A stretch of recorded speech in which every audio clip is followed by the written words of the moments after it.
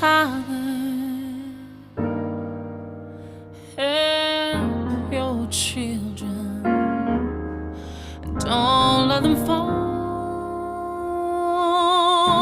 by the sea.